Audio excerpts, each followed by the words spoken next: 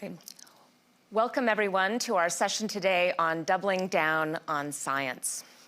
Finding solutions to the world's biggest challenges requires collaboration across borders and across cultures and across disciplines.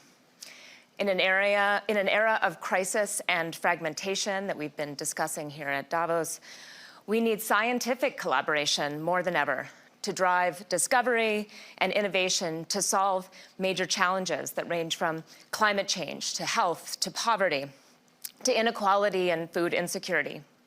Our investments in science continue to drive dramatic discoveries that can range from advances in nuclear fusion, discovery of new exotic particles, to an area that I care a lot about, where we are able now to predict protein structures from their sequence alone.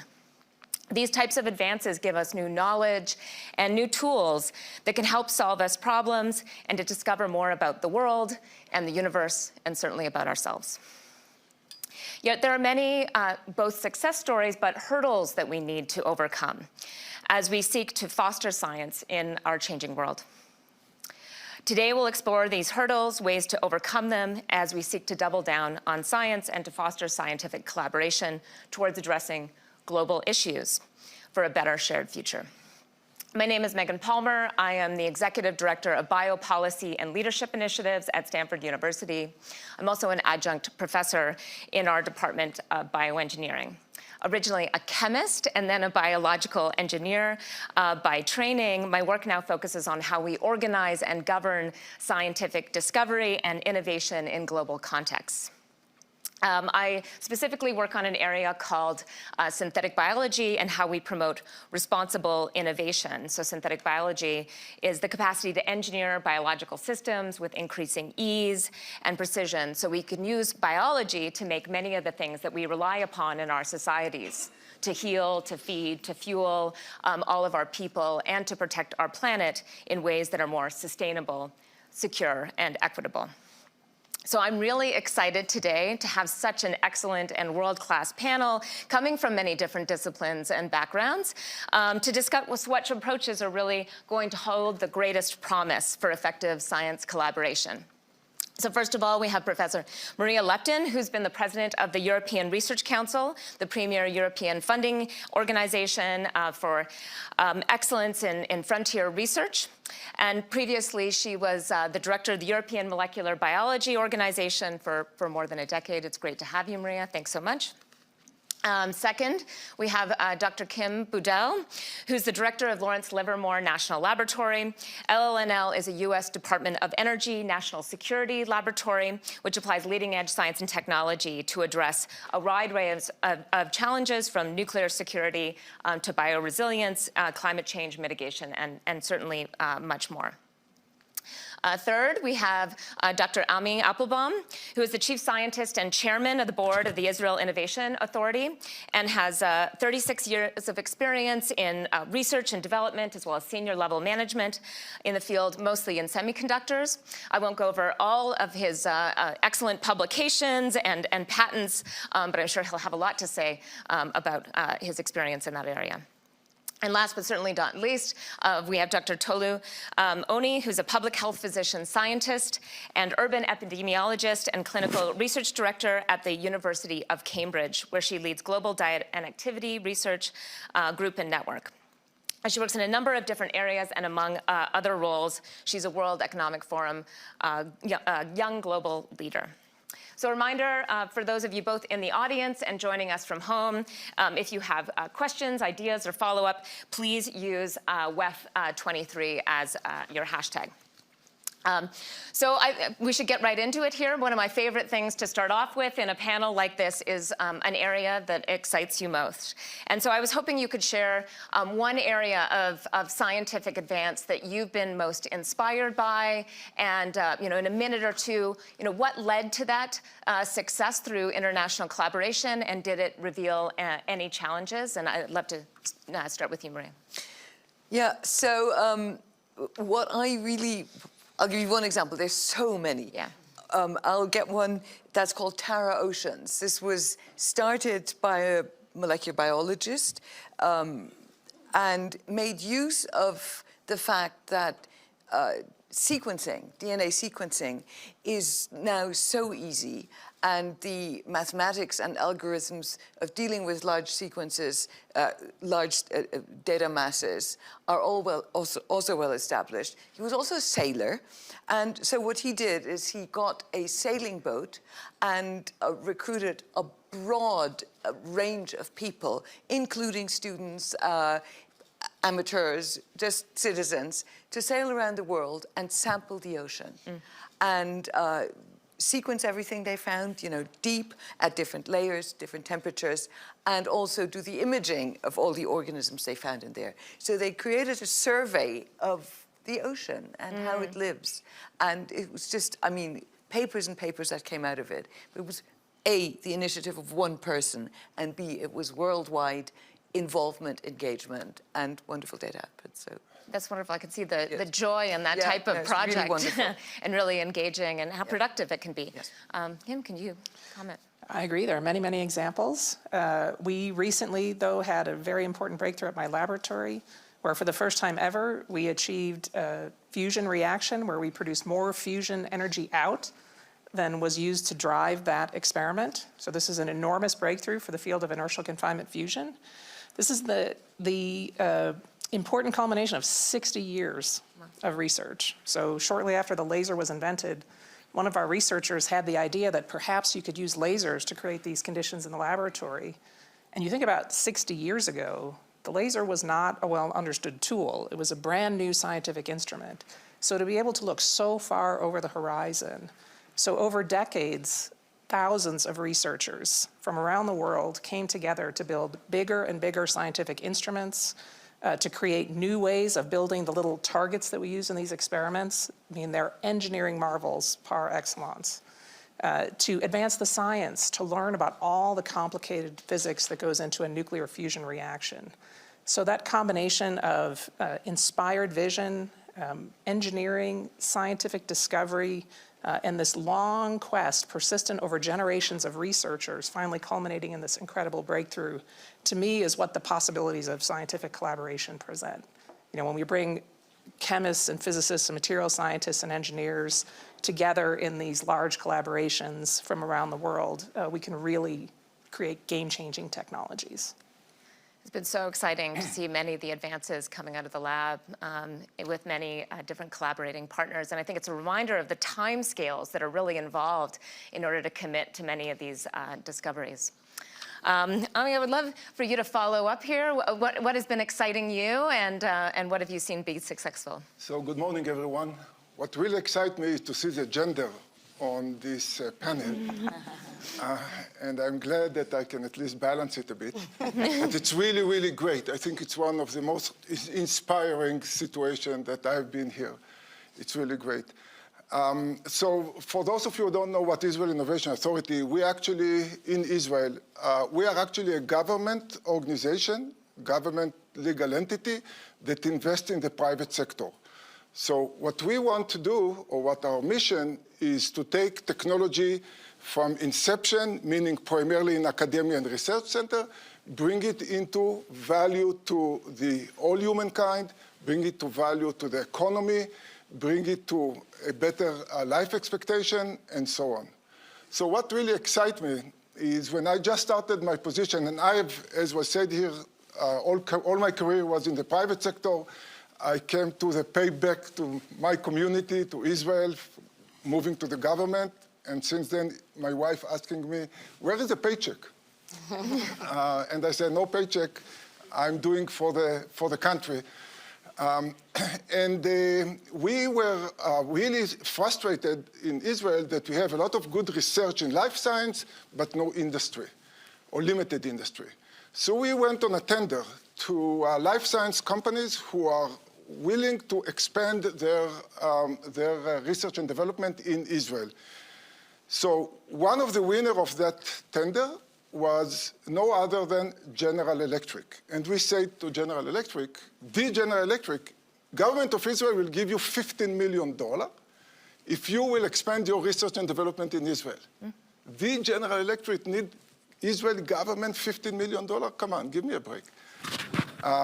But they agree, and they said, we will develop our next PET-CT in Israel.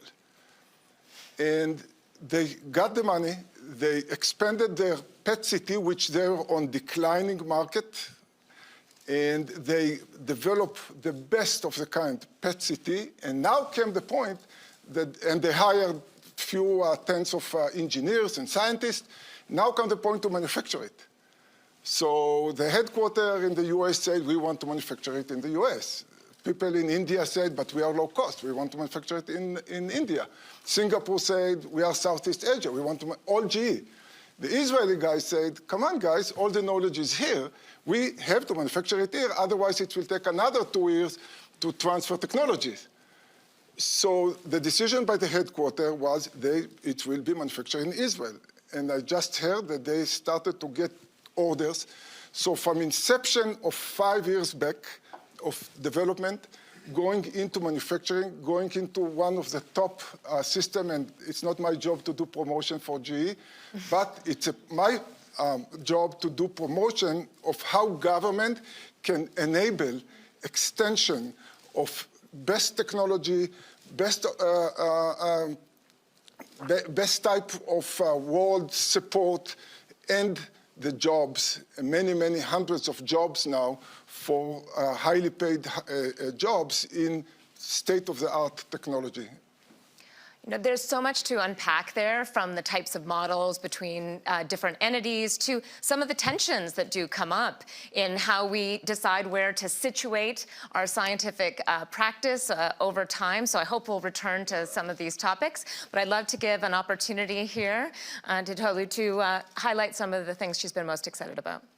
Morning, everyone. So I will finish this round as we started, actually, because when Maria started talking, I thought, oh, my goodness, I promise you we're not compare notes. But I think the most exciting thing that I've seen is the potential of citizen science to complement kind of different types of approaches to understanding dynamically changing environments, right? So some of the work, so I work at that intersection of health, urbanization, and climate change in cities that are rapidly changing, right? So we're looking at how we can harness urban infrastructure development for health in the context of climate resilience. But imagine trying to do that. So we have epidemiological tools for understanding the environmental exposures, understanding how health, how those impact health.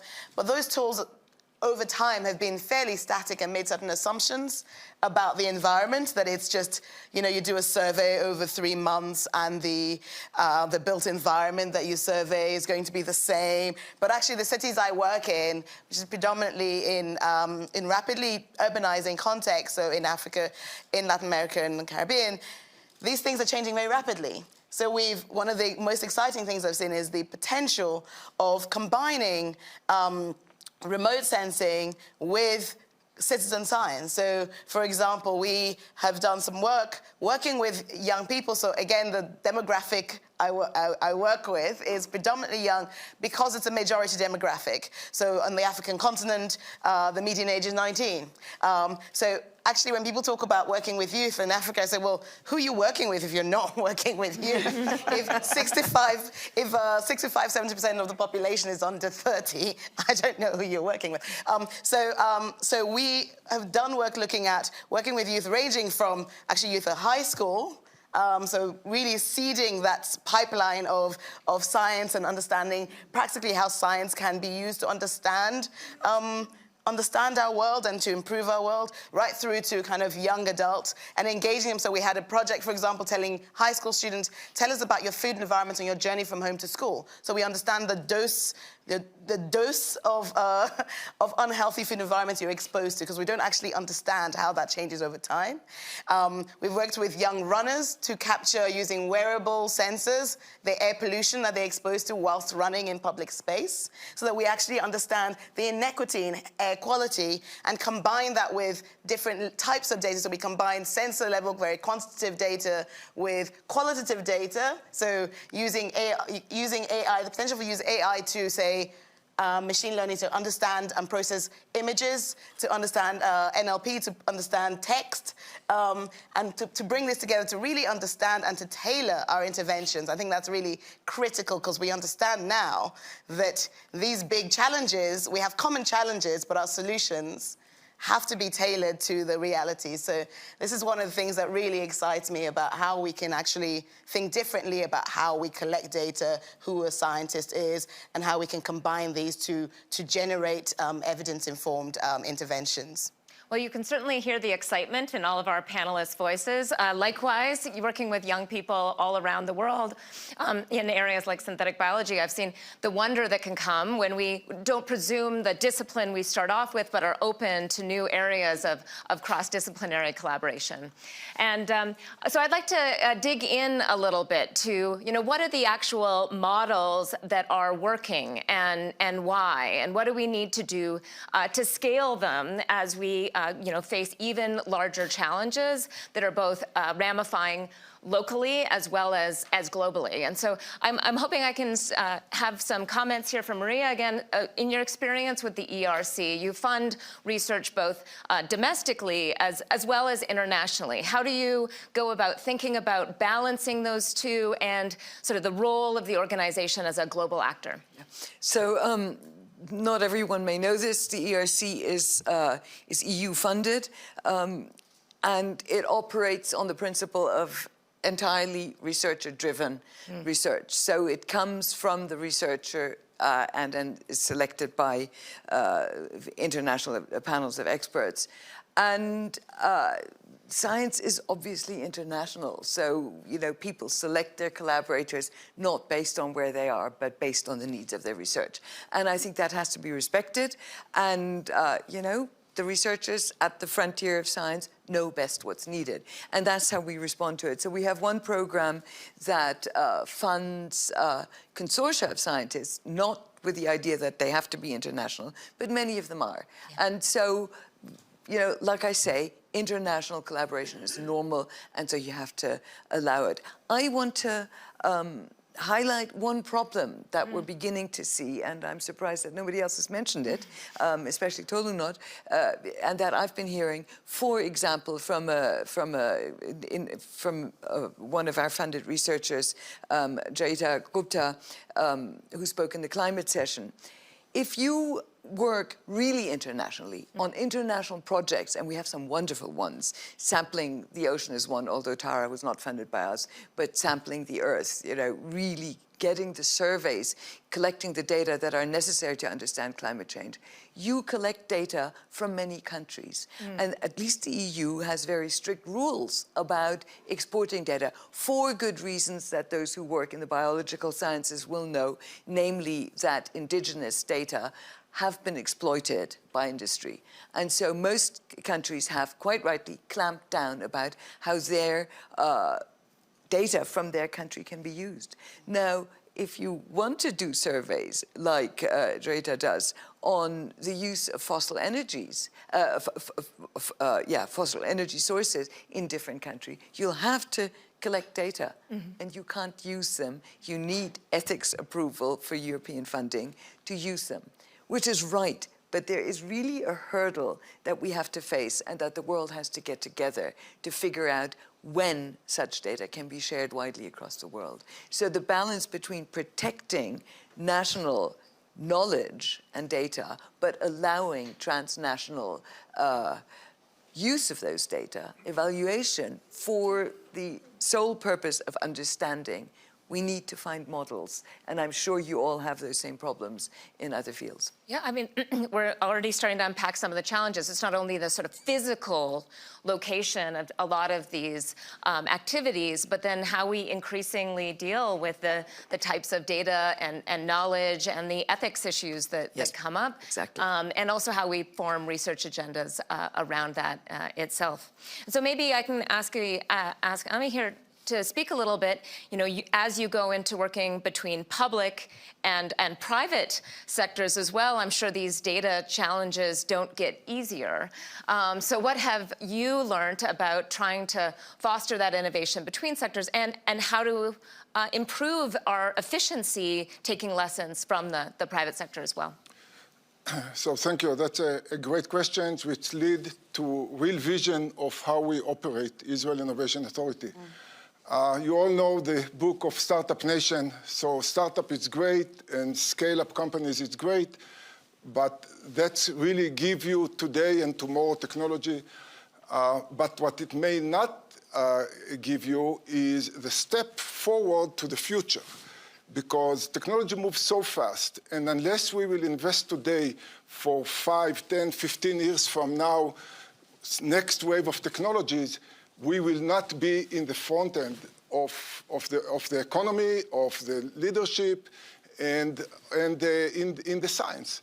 So the first pillars that we operate is on startups and companies that are active today. The second is future technology, mainly quantum technologies, quantum computing, quantum communication, artificial intelligence on the high-power computing, and so on the climate tech. So the government need to invest also on the future infrastructure. The third one, to answer directly your questions, we realize that a lot of companies develop their technology, but they cannot test it because regulation don't allow them. If you have autonomous car, and Israel have the Mobileye, one of the leading, that Intel bought, autonomous car, unless there are regulation in Israel, they cannot test them on the road. So we decided, or the third pillar of our activity is to integrate the innovation with the government ministry, and to go to the different government ministry and say, hey, Ministry of Health, listen, there is a new vaccination, there is new a development in the lab of synthetic biology. You may want to start digging in and tailor your regulation so it could be tested in Israel. But now you have the testing, now you need to coordinate between the regulators, between the industry, and operating company so they can conduct those research. So by doing that, you enable the technology to be tested adjacent to the developers and then go globally. So if you want to do all of that, I would argue that the government should be ecosystem for the technology to operate, but I warn everyone, government should not control it. Because if government run by politicians, nothing bad about politicians, but they have different agenda and they come for very defined periods. And if you look on what will be well and good and needed 5, 10, 15 years, thanks God we are all in democracy and there is no one ruler that's going 15, 20 years, right? So we want continuation of the professional activities, and despite of the changes in the politics. So you've again brought up some really interesting tensions here, both the need to have sort of coordination, both within sort of and across government agencies, in order to enable other types of collaboration with the private sector and also with other governments. I'm curious if any of the other panelists agree or disagree whether or not the government should be controlling or not. We can talk about the means of control, and Kim, maybe you can speak a little bit about the lessons you've learned from trying to coordinate across multiple campuses and working closely with the government. Yes, so I agree with Ami's comment strongly. Control is not exactly what we're seeking, but for me, this balance between public sector investments and private sector investments is very important. So if you think about the research ecosystem, there are academic organizations that do very fundamental research with very long-term horizons, really building the basic knowledge we need to advance our understanding across many fields. In industry, the timescales are quite short. So there you might have 18 months to 2 years to take a technology through to market because you're worried about return on those investments. In this intermediate space where you're trying to translate innovation into impact, there's a unique role that the national laboratories in the US play. So when I think about my institution, the Lawrence Livermore National Lab has about 8,000 employees across a wide range of disciplines. So I have engineers and chemists and biologists and physicists and the whole gamut. And so I can bring together really interesting teams dynamically to bridge that gap. So to take innovations across a wide range of basic science fields where we work in the international community, bring them to fruition, develop new technologies, mature them, and then work with industry, again, to bring them out to the other side. So for me, the research ecosystem is changing. We're trying to tackle bigger, more complex problems today than we have in the past, with a level of urgency that we haven't necessarily had in the past. So things like dealing with a changing climate, not just is the climate changing, but what will we do about the impacts that we're already seeing, or what will we do in the face of emerging diseases? I'm a national security lab, so we have worried for a long time about bio-threats and what nefarious actors might do with new tools like genetic engineering or synthetic biology. But naturally occurring diseases are just as threatening to the species. So how do we bring these communities together in new ways in the international scientific realm to really advance the state of the art against these big scientific challenges? And so the government allows me to have stable research for many, many years on a topic and to build deep and broad expertise in those areas that would be difficult to get in a different environment, but with a sense of purpose that I wouldn't necessarily find in an academic institution, which is focused on training the next generation of researchers to join these fields. So that opportunity to bring them together is really a wonderful place to be, sort of right in the middle of the action. We're the hub, and we seek to really bring that whole community together in new ways. And this is highlighting again how in the midst of so much instability, how we need to figure out how we provide enough stability to foster this long-term discovery and innovation.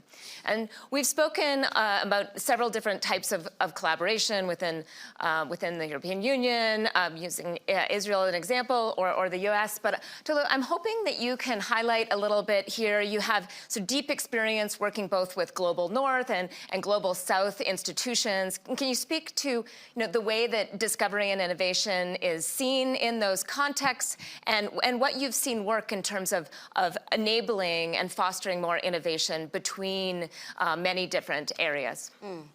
Thanks. So I want to focus on two things I think are really critical and as cross-cutting things, which are trust and legitimacy. So one of my roles is that I direct the Global Diet and Activity Research Network. We have 9 institutions across 7 countries and 3 continents, working on very on-the-ground type approaches, so working on how to understand how environments, firstly measure how environments are changing, how they're influencing health behaviors, how they're influencing health outcomes, and how we can design complex interventions. I highlight this because, firstly, in my network, in the GDAR network, we are working across different disciplines. So from everything from medicine, public health medicine, which is my background, through to urban planning. One of our co-PIs is an urban planner, and everything in between, right? Firstly. Secondly, we're working very closely with, because the kind of evidence we generate is completely nonsensical if it's not implementable. So we work very closely with the primarily city-level governments.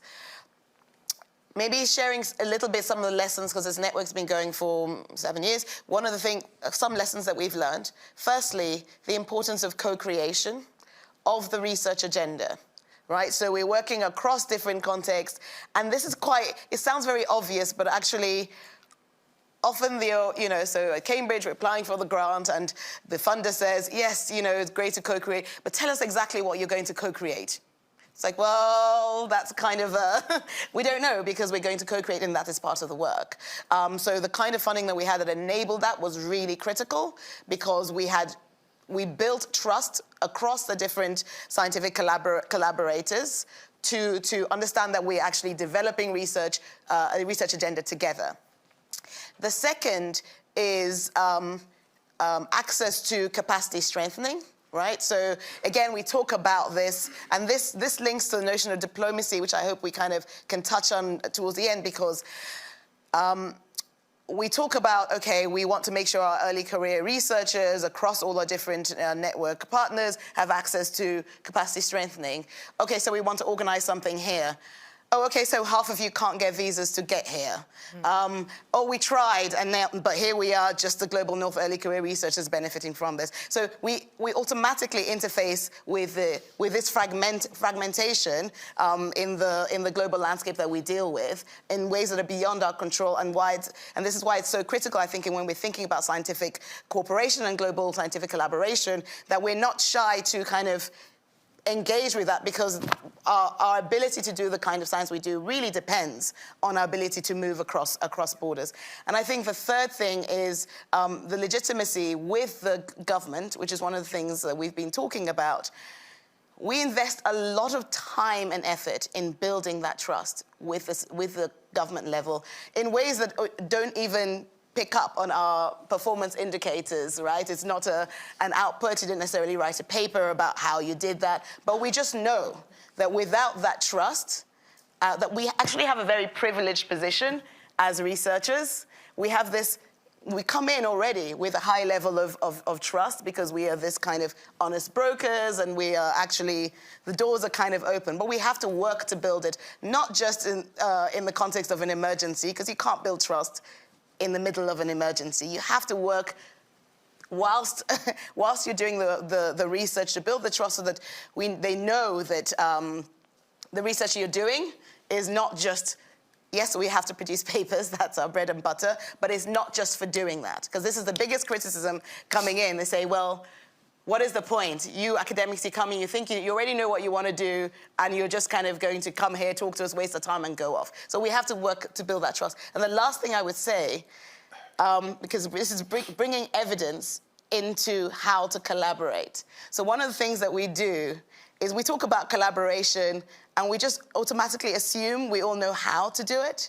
So one of the things that we did in the first phase of the GDAR network is that we actually commissioned a formative evaluation to assess how the network is performing, right? Not our performance, not our outcome indicators of our papers, because we were going to do that anyway, but the processes of the network collaboration. Because there's actually rigorous methods to assess that, and we baked that into our research proposal. And the lessons from that, we actually then use to change the governance of the network for the next phase. So the importance of actually generating evidence on how to collaborate is really critical. Yeah, there's so many good topics here, including like the different models of innovation. How do we still keep ourselves open to possibility while also enabling new forms of knowledge about the process of science and innovation itself? And I see, Ami, you wanting to jump in here, please.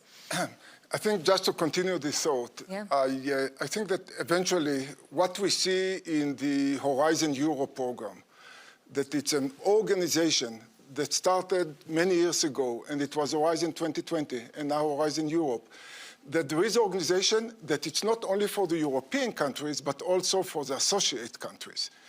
And that organization, as complicated, as structured it is, but it's provide a very predictive way of collaboration, which I will urge more of consortia rather than just the one-on-one activities. And I think a similar organization need to be formed between the US and the rest of the world. And US alone, many great research centers, as Lawrence Livermore and others, but there is no structure where a scientist or industry from foreign country can apply for a collaborative research. And the challenge just going on and become more expensive, you need more infrastructure. Not every country can have high-power computing. And there are many of high-power computing that other countries don't have access, and scientists can sit in Israel and easily operate. So I really want to call from this stage to more collaboration and create what I would call infrastructure and umbrella organization that companies, academia from around the world can tie in, can come up, and it will be predictable, and people will know how to take advantage on it and bring the value into it. Yeah, I would love for you to build on this. I just want to give one good example. During the pandemic, the US government funded the location of a large-scale computing cluster at my laboratory that was then made available to the international research community with the sole objective of advancing the science on COVID as quickly as possible. And so I agree with you, and it is possible. It's a different way of thinking about creating research infrastructure, but I think there are some hopeful signs from this period, and I hope we'll learn. The fact is that I'm the head of Israel Innovation Authority, did not know about it. It's mean that unless it's structured and it's ongoing, Right. then it's hard for each one to realize. To the point, you just building the relationship in the crisis is not enough. I really Exactly. resonate with that. Exactly. Yeah, well, in 1 second, we'd love to take 1 or 2 questions from the audience. But before then, I want to, again, build a little bit on some of the challenges that do begin with trying to foster these collaborations, especially in the midst of sensitive topics or security considerations. And so I'm hoping maybe a couple comments on how do we navigate these security considerations that come up, especially in the midst of continued geopolitical tensions. Maybe Kim or Maria? Well, I find it difficult. I think Tolu made it clear that one thing that is essential in collaborations is trust. And, we know it from our own labs. I'm a research scientist in biology. When my students or postdocs go to meetings, they say, Maria, can I talk about this? Isn't somebody going to steal my data? I always say, go out, talk about it, you get more back than you give. However, we do have colleagues who will stand in front of posters or go to talks and only take and not give. And the same is true between nations. So, but of course a nation can kill that trust by exploiting others. And so I think as it works between humans, so it does between nations. You can't regulate it, you have to keep trying, but if the trust breaks down, then you have to cut off relations. So I'd just like to note that international scientific collaboration is one of the best diplomatic tools we have, and one of the best sources of global stability that we'll ever create. Because the scientists really focus on the science, on the challenges, and build relationships over long term that tend to persist during these times of trouble. And in my experience, even in times of big geopolitical dislocations, those scientific communities have managed to keep those lines of communication open between countries. And so I really think that's important, and it's growing in importance. As the world becomes more complex, we can play a very important role in building bridges across international borders that will be extremely helpful. That's not to say that there aren't security considerations, and every nation has critical technologies that they want to protect or intellectual property that they're concerned about, and we have to be cognizant of those rules.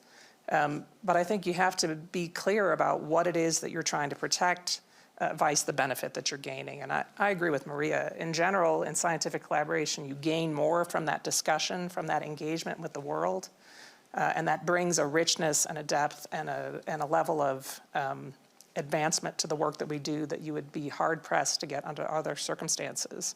And so I'm very heartened by what I'm seeing in the discussions that we're having around research security and trying to build this vision of, research collaborations in the international realm to really ensure we stay at the leading edge, that we challenge ourselves, that we work with the very best researchers from around the world in an environment that understands the necessary relationships between countries and uses that scientific community as a way to build bridges, not build barriers. And global scientific, yeah, go ahead. I just want to, I'm a public health physician, so I'd be remiss to not focus on prevention, right? Often we talk about, geopolitical conflict, and we talk about, okay, well, how can scientific collaboration, how can we operate in that kind of fragmented? What if we flipped it and said, well, what is the potential of scientific cooperation collaboration to prevent geopolitical conflict and to strengthen multilateralism and to strengthen diplomatic ties before any conflict occurs, right? We take it for granted. We take the strength for granted. And I think it's an important question to ask, because then I can almost guarantee that the way that we set up our science landscape would be slightly different, right? We'd have a more proactive and anticipatory role in kind of diplomacy for a start, not just diplomacy in terms of resolving conflict, but diplomacy in terms of strengthening ties and preventing conflict from occurring. So I think we should be ensuring that we're asking the questions from both sides. And I think this is a very hopeful message of the importance of scientific diplomacy in times of stability and in times of crisis, and how we can use that to weather both. So I'm hoping we have a couple questions from the audience. I know we have one here, and maybe a couple here. So what I'm going to do is ask you to ask a quick question, not a comment, and I'll actually take all three very quickly, and then the panel can decide which one they would like to respond to. Please stand up in asking your question. I believe we have a mic here. Hi, it's a multi-question, very quick. Jeff Richards, AO Foundation. Best session I've been to all this week, I have to say. ERC, please get Europe to talk to Switzerland again. It's a problem. NIH. I do all the time. NIH, we don't like being service groups for your project people. We like to be part of the coordination to this. Israel, we also fund Israeli groups, so that's good in startup medical health. Don't just go to high schools, also go to primary schools. Girls need to make up their mind in primary schools, get them interested in STEM. Yeah. Sorry. Nope.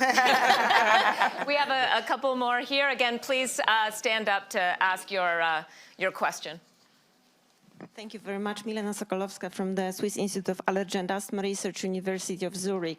I have a question about the international funding schemes. Do you have the feeling that after within the pandemics and global war now, because I assume Ukraine-Russia war is global now.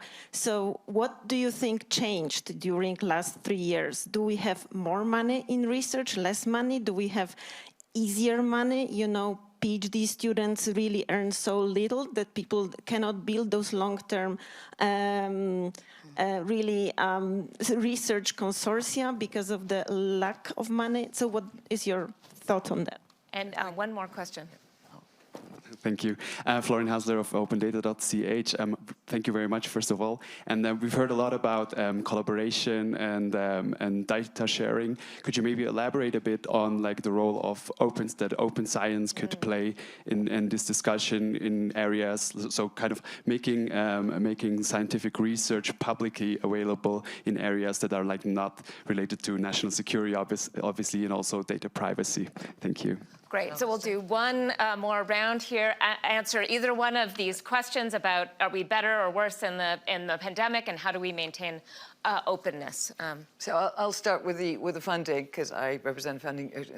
So most research funding is determined politically at longer scales than year to year. So a country will not change from one year to the next. Having said that, of course, many countries did make funds available. We heard about the infrastructure. We heard about funds for vaccine development. So there is rapid response. I don't think, and also there is bigger understanding of the need for at least fundamental research and any research since the pandemic. So I think I don't see a negative impact of this.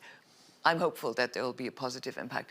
Open science, again, I think the pandemic demonstrated fantastically well how that works. From the time that the virus was detected to when we knew the sequences, how rapidly we were able to follow how the virus, through DNA sequencing, how the virus moved through the world. It was a paragon of international collaboration and using open science. All journals made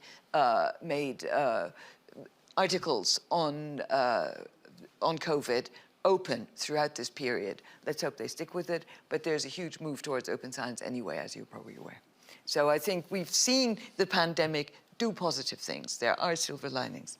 Great. Any quick final comments? So I think we have a lot of attention right now. We've shown the power of science and what's possible through international collaboration and openness, and we need to capitalize on that while we have the attention of the political leadership.